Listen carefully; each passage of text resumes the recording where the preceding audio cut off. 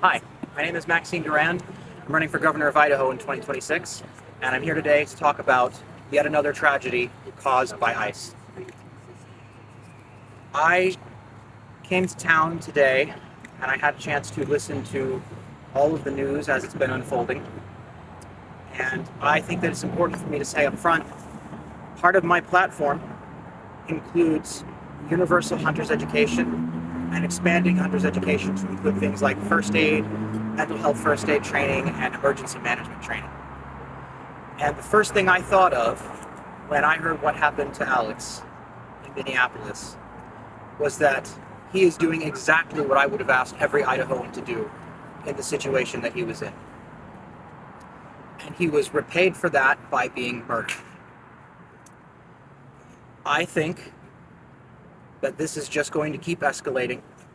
It wasn't that long ago I was writing a statement about the murder of Renee Good, and I would not be surprised if before this year is out, we've gone through this motion several more times.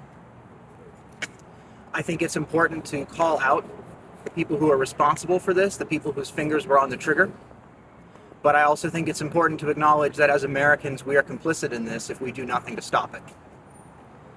I also think that the larger story here is talking about a general strike that happened the day before this most recent incident, and how that is probably the largest general strike movement in American history, or at least for the last 100 years.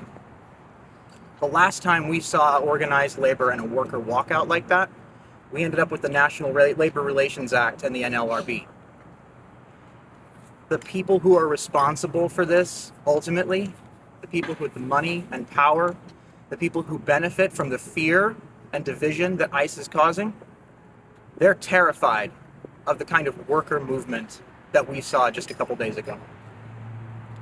And so what I'm asking every Idahoan to do is to be more like Alex, because we need probably 1 million more people like him to do exactly what he did, to observe, to report, to be armed, to have their first aid kits ready, and to help. Because that's what Alex's last act was, helping people. And as someone who's been in public service for over a decade now, I can tell you I would have done exactly the same thing.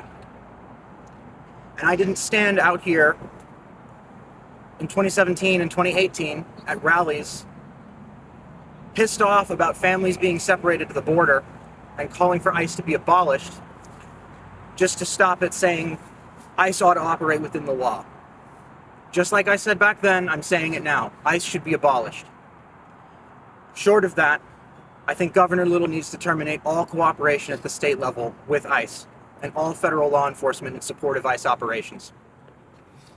If there is one thing that I can get through to you all today, it's that if you're still on the fence, if you're still looking at what's going on here, and you think that this is all somehow above board, how many more people need to die before it's wrong? Is it 10? Is it 1,000? Or is it just the one person that you care about? And if I might impress just one more thing. If there are 2 words you take away, fuck ICE. That's all you need to know. Thank you.